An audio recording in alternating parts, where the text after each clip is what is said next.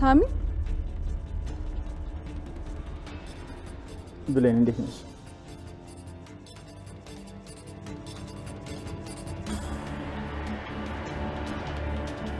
ልጅ አይደለሽም ብላ ከቤት ውስጥ አባረረችኝ። አንቺንም አባረረችሽ? ቆይ እንዴት? እቺ ሴትዮ ምን እያደረገች ነው? ያ የተረገመ ሳሚ ነዋ። ደውሎ ሁሉም ነገር ነው ያበላሸው። ሴትዮዋ ጭራሽ ማላቀል ሌላ ሴት ሆናለች። ቆይ ዋጋውን ሰጠዋል። ላደረገው ሁሉ ዋጋ ይከፍላል። ለነገሩ ዋጋውንማ አግኝቷል። እንዴት? ሳሚን አስወግጄዋለሁ። ምን? ሳሚን አስወግጄዋለሁ? ሳሚን ገደልከው? አዎ። ምን ነው ደስ አይልም? በኃይሉ እንዴት እንደዚህ አይነት ነገር ታደርጋለህ? ቆይ እንዴት እንደዚህ አይነት ነገር ደስ ይላል? ምን ሆነሃል በኃይሉ? የሰው ነፍስ እኮ ነው ያጠፋው። እኔ ላይ ምራቋን ተፍታት ሂድ። እኔ ላይ ምራቋን ተፍታት ሂድ። ክብር ስለሌላት ነው ፊቴ ላይ እንደተፋቸው ነው የምቆጥረው። ፊቴ ላይ እንደተፋቸው ነው የምቆጥረው። ምንም ክብር ስለሌላት ነው ለኔ እቺ ባለጌ።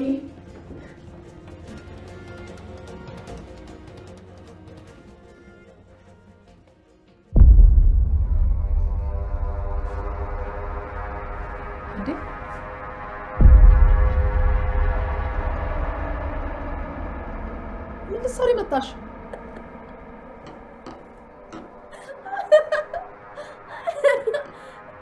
ለምን መጣሽ? መጣሁ። ምን ትሰሪያለሽ? ከዚህ ቤት አባረረሽ አልነበር እንዴ? ምን ልታረጊ መጣሽ? ምን ልትሰሪ መጣሽ? ተመለስኩ። ምን ታመጫለሽ? ወደድሽም ጠላሽም ይሄ የኔ ቤት ነው። አይደለም፣ ይሄ የኔ ቤት ነው። ምን ልታረጊ ነው መጣሽ? አጭበርባሪ! ምንም አታመጭም እባክሽ።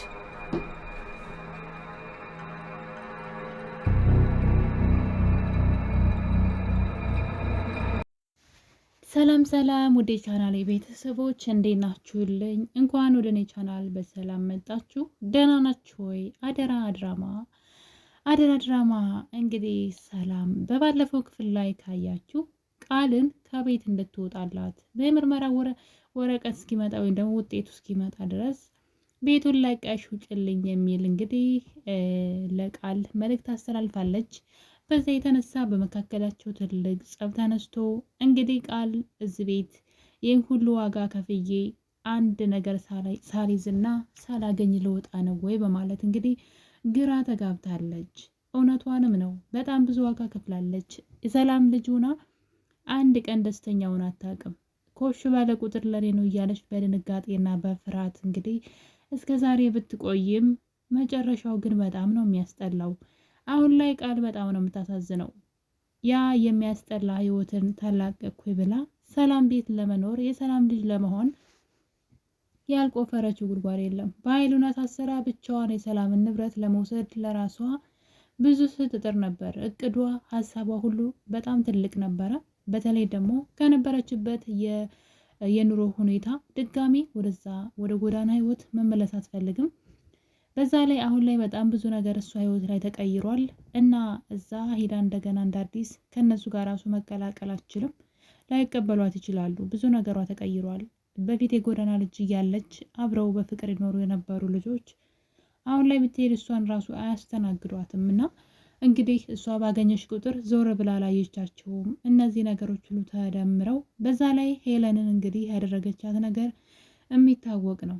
ገና ለገና የሰላምን ንብረት አገኛለሁ ብላ አብራት የኖረችው አብራት ያደገችውን የጎዳና ጓደኛዋን ሄለንን እንግዲህ ከባይሉ ጋር ሆና ምን እንዳደረገቻት አይታወቅም። ይህ ነገር ሁሉ ተደርቦ እንግዲህ ከቤት እንኳ ብትወጣ መሄጃ የላትም። በጣም ነው የሚገርመው።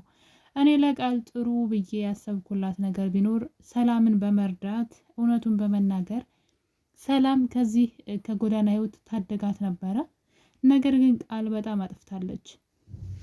እንግዲህ ሰላም ውጭ ስትላት ምን ይዤ ልውጣ ብላ ነው ያሰበችው። አስቡት እንግዲህ ብሌንን ስታሰቃያት ቤቱ የኔ ነው፣ ሰላም የኔ ናት፣ ሁሉ ነገር የኔ ነው ብላ ስትመጻደቅ የነበረች ልጅ ከቤት ባዶ እጇን እንግዲህ ሁሉ ነገር ለፍታ ባዶ እጇን ስትወጣ እንግዲህ ከዚህ ምን እንደተማራችሁ እናንተ ታውቃላችሁ።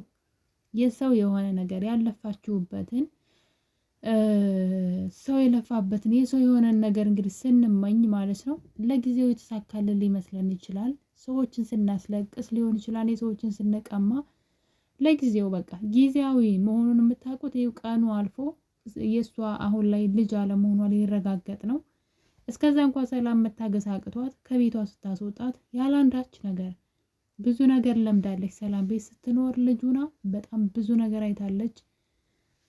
ካየችው ውስጥ እንኳን አንድ ነገር እንኳን ሽጣ እንኳን አልተጠቀመችም፣ ወይም አንድ ነገር እንኳን ይዛ አልወጣችም እና በጣም ነው ያሳዘነችኝ።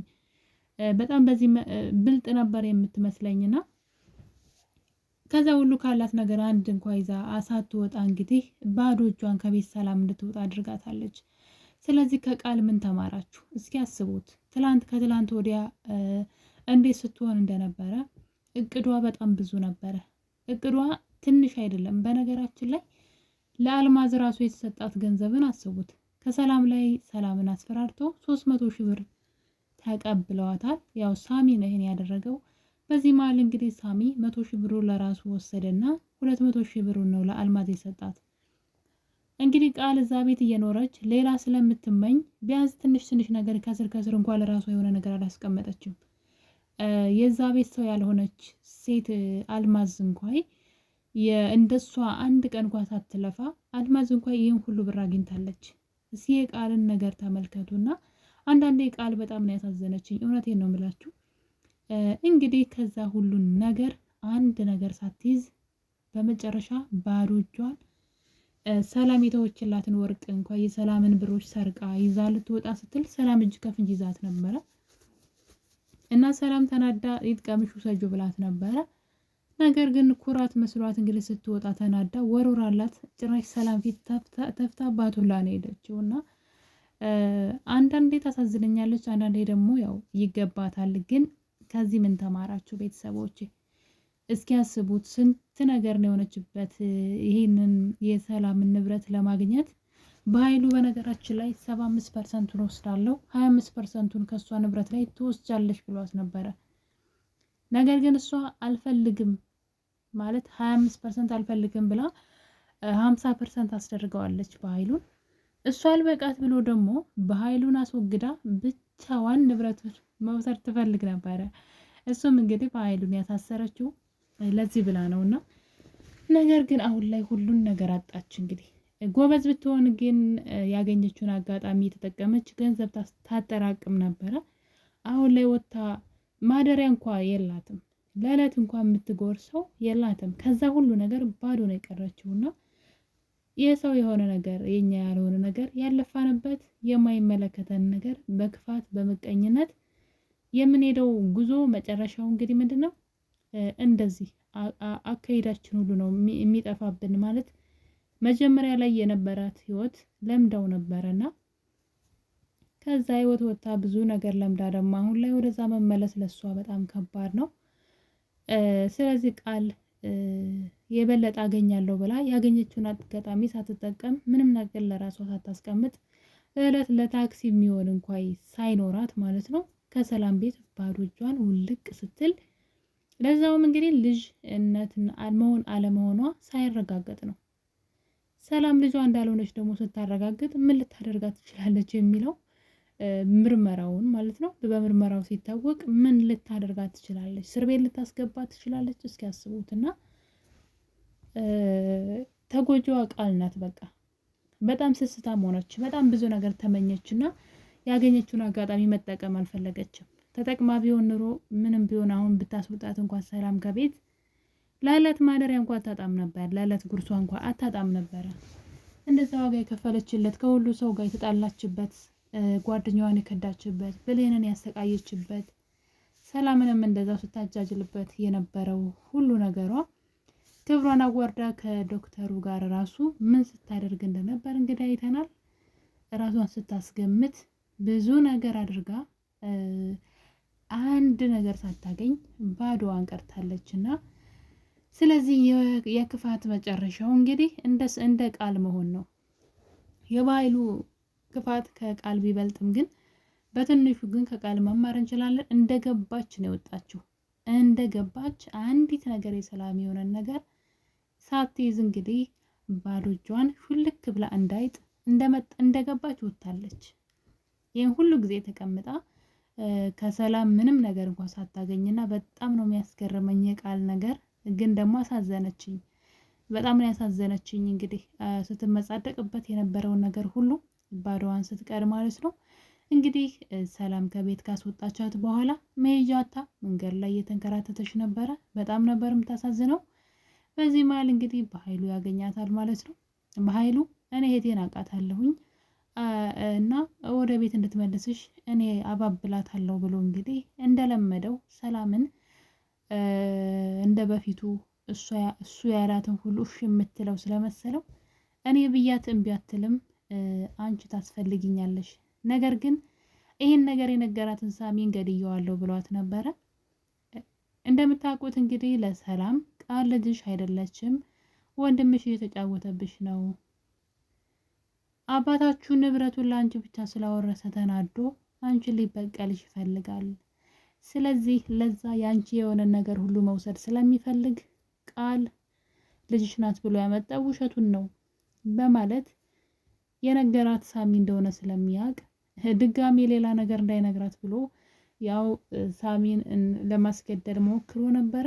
ነገር ግን ገደል ነው ያሉ ሰዎች ሳሚን እንግዲህ በድጋሚ ተርፏል ማለት ነው። ከባህሉ በድጋሚ ሳሚ ተረፈ። እዚህ ቀደምም እንደዚሁ አግቶ አሰቃይቶት ነበረ። ከዛ ባዶ ቤት ዘግቶ እንዲሞት ትቶት ሂዶ ነበር። ነገር ግን ሳሚ እንግዲህ ከዛ አምልጦ ወጣ። አሁንም በድጋሚ አልተጠነቀቀም። አሁንም በድጋሚ ስላልተጠነቀቀ ለሰላም እውነቱን ቢነግራትም ግን እሱ እንግዲህ አስወገድኩት፣ ገደልኩት፣ አስገደልኩት ብሎ ነበር አቶ በኃይሉ። የሚገርመው ነገር ግን አቶ በኃይሉ ሳሚን የምር ቢያስገድለው ማለት ነው ሰላም ራሷ ቶሎ ብላ የምጠረጥረው በኃይሉን ነው። ምክንያቱም የእሱን ሚስጥር እንዳወጣው እንግዲህ ልጁ ሞተ ቢባል ተጠርጣሪው የሚሆነው በኃይሉ ራሱ ነውና፣ ነገር ግን ደስ የሚለው ነገር ሳሚ በህይወት አለ።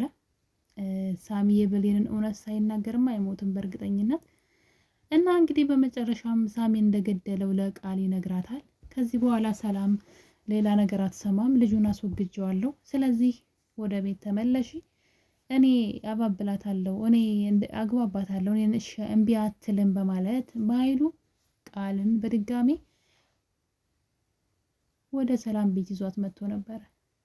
ነገር ግን ሰላም ጭራሽ እንግዲህ ቃል ስትተኛበት የነበረውን አንሶላ ልብስ በሙሉ አውጥታ ጋዝ አርከፍክፋ ደጅ ላይ እንግዲህ በረንዳ ላይ ስታቃጥል ነበረ።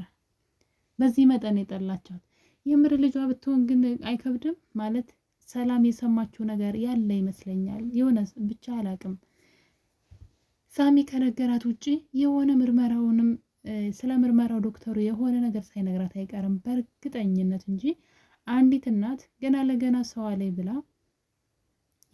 ያለምንም ማስረጃ ልጇ ላይ እንደዚህ ልትሆን አትችልም። ልጅ ናት። ምንም አይነት ክፉ ብትሆንም ልጇ ናት። እና ነገር ግን ሰላም የሆነ የሰማችው ነገር አለ በእርግጠኝነት በኃይሉ ዶክተሩን በገንዘብ ሲደልለው እንደነበረና ቃል ደግሞ ራሷን አዋርዳ እኔ አንተ ምርመራውን ከቀየርክልኝ የፈለግከውን ነገር አድርግልሃለሁ እንዳለችው እንደዚህ አይነት ማንነት እንደነገሩት ወይም ደግሞ አሁንም በግልጽ ምርመራው የውጤቱ ትክክል እንዳልሆነ ቀድሞ ዶክተሩ ያማከራት ይመስለኛል። በጣም ነው ያመረረችው። ጭራሽ የቃል የተኛችበትን ልብስ ሁሉ ነበር አውጥታ ያቃጠለችው። ምክንያቱም ደግሞ ቃል ከቤት ስትወጣ የሰጠቻትን የሰረቀችውን ጌጣጌጥ መልሳ ታወርራላት። ጭራሽ ፊቷ ላይ ተፍታባት ነው የሄደችው። ይሄ ነገር ሰላምን በጣም ረብሿታል። ከምር ነው በቃ ከውስጧን የጠላቻትና በጣም ከባድ ነው። ልጇ እንኳን ናት ቢባል በድጋሚ እንደማትቀበላት ነው በቃ የሚያሳየውና አመራለች ሰላም። እናም በመጨረሻም እንግዲህ በኃይሉ ቃልን አባብሎ ወደ ቤት ይዟት መጥቶ ነበረ። ሰላም ግን አይኗን ማየት አልፈለግም። እንኳን እሷን አንተም ከዚህ ቤት ድርሽ እንዳትል ብላ በኃይሉን ከዚህ ቤት እንዳላይ ብላ አባረዋለች። በኃይሉ እኔ እኮ ወንድምሽ ነኝ እያለ ሊያባብላት ቢሞክርም አይንህን ላፈር፣ ከዚህ ምርመራ ውጤት በፊት እኔ እናንተ ወንድምና እናት አይደለንም ብላለች። ሳሚ እንዳለው አንተ አታለኝ ከሆነ ምርመራው ሲመጣ ነው የማውቀው። ከምርመራው በፊት ግን እዚህ ቤት ላይ አልፈልግም፣ ከነ ግብረ አበርህ ከዚህ ቤት ውጣ ብላ አባረዋለች። በኃይሉ እንግዲህ ቃልን ዞር ብሎ አላያትም። ልጄ ናት ብሎ ይዟት መጣ። አልፈልግም ብላ ሰላም ከቤት ስታስወጣቸው ግን ትቷት ነው የሄደው። አንድ ብር እንኳን አልሰጣትም። አያችሁ እና አንዳንዴ ክፋት እንግዲህ የሚያመጣብን ራሳችንን እንዴት አድርጎ እንደሚጎዳ እዚህ ጋር ማየት ይቻላል። በመጨረሻም እንግዲህ ሰላም ቃልን ከህይወቷ አስወጥታታለች። ልጇ ናት ቢባል ራሱ በህይወቷ ውስጥ የምትመልሳት አይመስለኝም። ያለው ነገር በጣም ያስፈራል። በሌላ በኩል ደግሞ ዳግምና ብሌን እንደሚታወቀው ፍቅር ጀምረዋል። ዳግም የገነት ልጅ መሆኑ ሳይታወቅ ቀድሞ ነው ሁለቱ ፍቅር የጀመሩት። በዛ የተነሳ እንግዲህ አሁን ላይ ዳግም የወይዘሮ ገነት ልጅ እንደሆነ ከታወቀ በኋላ ወይዘሮ ገነት የሁለቱን የፍቅር ግንኙነት አልቀበልም እያለች ትገኛለች። እናንተ እህትና ወንድም ናችሁ፣ ብሌን የስጋ ልጅ ናት ስትል በድፍረት እየተናገረች ነው ወይዘሮ ገነት። ከአንተ ላይ ይቼ ስለማለያት፣ ስለዚህ ሁለታችሁ ምንም አይነት ግንኙነት እንዲኖራችሁ የፍቅር ግንኙነት እንዲኖራችሁ አልፈልግም ከእህትና ወንድምነት ውጭ በማለት ወይዘሮ ገነት አምራለች። ዳግም ታዲያ በዚህ የተነሳ እኔና እሷ ምንም አይነት የስጋ ዝምድና የለንም። አዎ ልጅሽ ናት፣ ነገር ግን እውነታው ግን የስጋ ዝምድና የለንም። እኔና እሷ እንዳንጋባ የሚከለክለን አንዳች ነገር የለም ብሏን ዳግም። ብሌንም እንግዲህ የእናቷን ትዕዛዝ ተቀብላ እኔም በእናቴ ካዘዘችኝ እኔም በእናቴ ሀሳብ እስማማለሁ፣ እናቴ እህትና ወንድም ናችሁ፣ መጋባት አትችሉም፣ አብራችሁ መሆን አትችሉም ካለች የእሷን ሀሳብ ነው የማከብረው ብላለች። ወይዘሮ ገነት ከምር አምራለች። በዛ ላይ እንግዲህ ዳግም ቃልን መንገድ ላይ አግኝቷት መሄጃና ማረፊያ እንደሌላት እየነገረችው የሆነ መላ እንፈልጋለን እያለ ሲያባብላት ነበር። በዚህ መሀል ደግሞ ሳሚ ወደ ሰላም ቤት እየሄደ ነበረ ይመስለኛል። ለሰላም እውነቱን ሊነግራት ነበረ። በመጨረሻ እንግዲህ ብሌን ወደ ሰላም ቤት ስትሄድ መንገድ ላይ ተገናኝተዋል። ሳሚ ቅንጭላቱና እጁን ተሰባብሮ ታሽጎ ነበረ። እንደምታዩት ብሌንን አግኝቷታል። በእርግጠኝነት ሳሚ ዛሬ ለብሌን እውነቱን ሊነግራት ይችላል ፊት ለፊት። በእርግጥ ሳሚ ብሌንን በጣም ነው የሚያፈቅራት የሚወዳት። ነገር ግን ደግሞ አሁን ላይ ከዳግም ጋር ከተለያዩ ምናልባት ከሳሚ ጋር ልትሆን ትችላለች ብዬ አስባለሁ። በዛ ላይ ብዙ እውነቶችን ይነግራታል፣ በተለይ ስለ እናቷ። ውድ ቤተሰቦቼ ወደ መጠናቀቁ የደረሰው የአደራ ድራማ እንግዲህ አሁን ላይ በጣም ብዙ የተደባበቁ ሚስጥሮች ሁሉ እየወጡ ነው። ሳሚ ለብሌን ሰላም እናቷ እንደሆነች ይነግራት ይሆን? ድንገት ነው የተገናኙት ይመስለኛል። ሳሚ ወደ ሰላም ቤት እየሄደ ነው መሰለኝ። ስለዚህ እስከዛሬ ለብሌን እንቆቅልሽ የሆነባትን የማን ልጅ እንደሆነች ሳሚ ሊነግራት ይችላል የሚል ተስፋ አለኝ። በሌላ እንግዲህ በክፍል 49 እስከምንገናኝ የዛሬው የአደራ ድራማ ትረካችን ይህን ይመስል ነበረ። ስለነበረን ቆይታ ሁላችሁንም አመሰግናለሁ። መልካም ጊዜ